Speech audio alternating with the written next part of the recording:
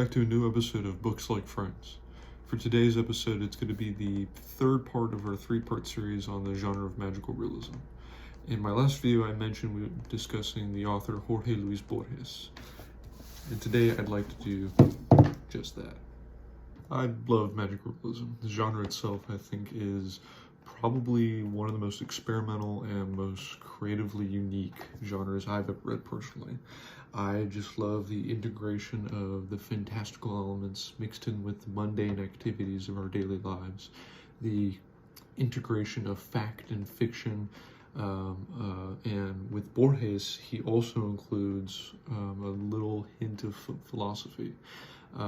Many of his short stories and much of his subjects have been parallel to that of Kafka, which, if any of you have ever read any of Jorge Luis Borges' short stories, you know exactly what I mean. But what's so unique about Jorge Luis Borges is, one, his way of approaching writing, his philosophy for writing, and also just he himself as a person. Something very unique about Jorge Luis Borges is the fact that around middle age, when he was in his 50s, he went completely blind. So since childhood, he had always had poor vision, but it wouldn't be until later on in life that he would go entirely blind. His blindness, in fact, is one of the things that I find to be most impressive, given the rich detail and the exactitude of his stories and his characters. For having been a blind man for most of his life, or at least one of poor sight, it's astounding and inspirational for me, not only as a reader, but also as a writer myself, to be able to not rely on sight alone in order to convey a story and a meaning. In fact, in many ways, Jorge Luis Borges makes his blindness a subject of his writing. In some of his poetry, directly refers to the act of not being able to see. He also has many double entendres that refer to the way of seeing something and having actual sight into a subject matter or into one's being. Not only that, but he also questions his sight and his ability for insight in many of his short stories. One of his better known stories comes from his collection of short stories called Artifacts. The short story I refer to is called Funes and His Memory. The short story itself is told from the perspective of a narrator who is recalling his own memory of a man named Funes, who has a unique ability for not only just having a perfect memory for the certain events in his life, but for all the events in his life, both important and inconsequential. Just to give an idea of what this is all about, I'll read a quick excerpt from the short story itself. With one quick look, you and I perceive 3 wine glasses on a table. Funes perceives every grape that had ever been pressed into the wine, and all the stalks and tendrils of its vineyard.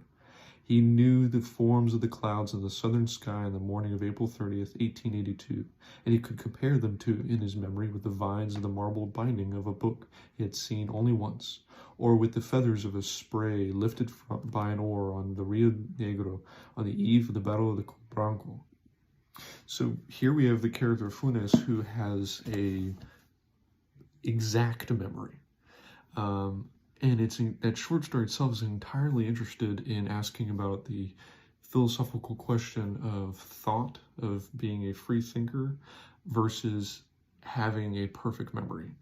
Jorge Luis Borges himself commented on the short story that Funes was not able to think in the way that we are able to think, saying that to be able to conceive and convey a thought is in a manner to be forgetful, to generalize, to make up your own end to your memory.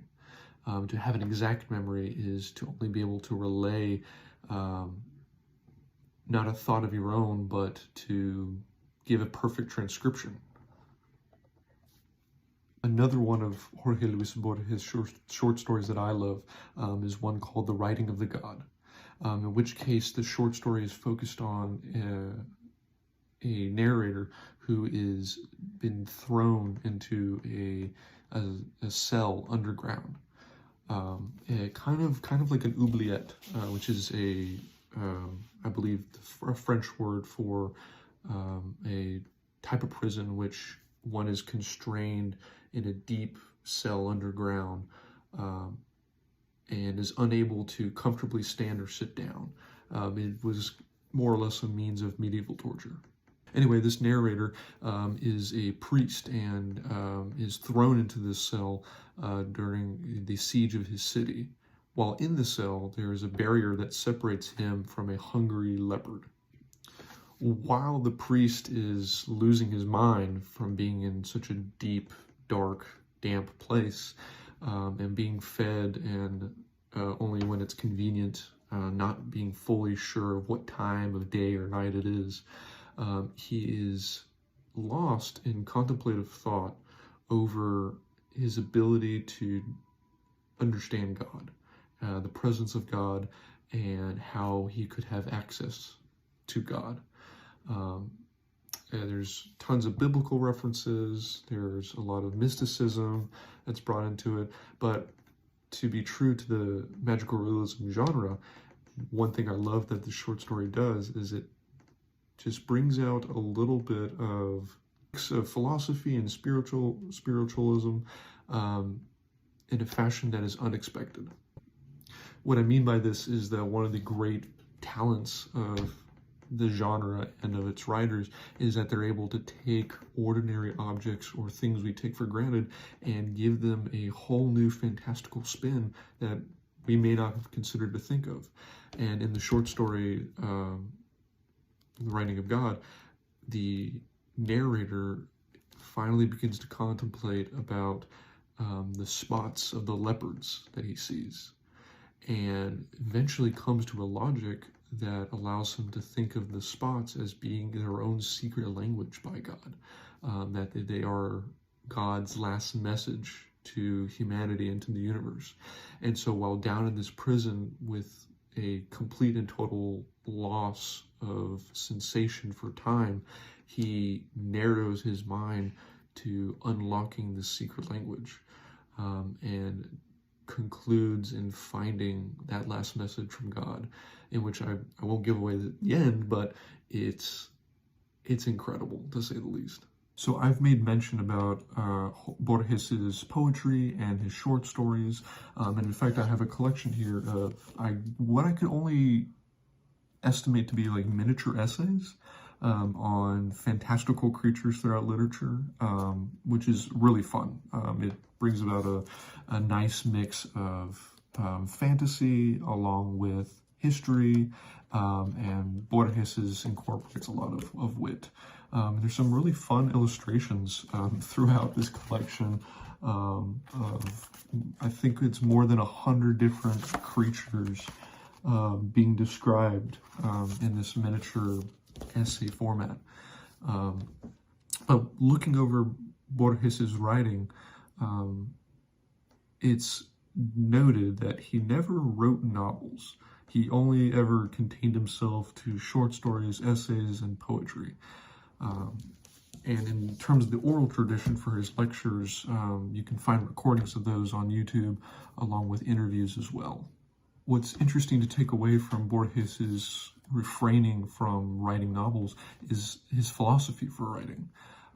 He believed the best and most efficient form to convey a story would be through short form, through poems, short stories, and essays. That he felt that novels could be tiresome, that they could be digressing from their message or from their points, and that for entertainment value, the short story is not only quick, but can tap into, I believe what Jorge Luis Borges always wanted was be able to tap into a reader's mind in a way that caused them to question. So if you want your readers to think about writing and think about your writing and what kind of questions you have about life and about writing, then you want to be as quick and as direct as possible. Of course, Borges wasn't always so quick and wasn't always so direct. Some of his short stories can be really confusing. Nevertheless, I do believe Borges is tapping into a really important question about writing, and which is better, to be able to convey a story with rich detail, with numerous chapters at great lengths, and to give a full, divisive story? Or is it better to give a story that's short and straight to the point, as well as efficient? Regardless of how you feel and how I feel, I think Borges is a fantastic writer. I wish I had more of his writing, honestly, for reading. I have personally found him to be inspirational, and not only just what he writes about, the fact that he was of poor vision, and that he went entirely blind towards the middle of his life and at the height of his career. The fact that he was able to keep up his integrity, to keep writing, even though it was difficult for him, and that he would have his friends and his wife transcribe what he was orally repeating. I couldn't recommend one author more than Borges, personally. That being said, if you're interested in other Latin American writers, I would definitely recommend the writings of Gabriel Garcia Marquez, Julio Cortázar, Clarice Lispector, just to name a few. I hope you've been able to find this video to be compelling and interesting, and that it pushes forward the idea of what magical realism is all about. I hope that this series has done that as well. This series, I feel I want to add on more in the future, because there's numerous authors I haven't even begun to relate, such as Russian authors like Nicola Gogol, or American authors like Toni Morrison. The genre is plentiful, and I don't feel like it gets enough attention. So I hope you've enjoyed this as much as I've enjoyed reading and reviewing these novels and these authors, and I look forward to seeing you in the next video. For my next video, I'm thinking of going over Carson McCullers.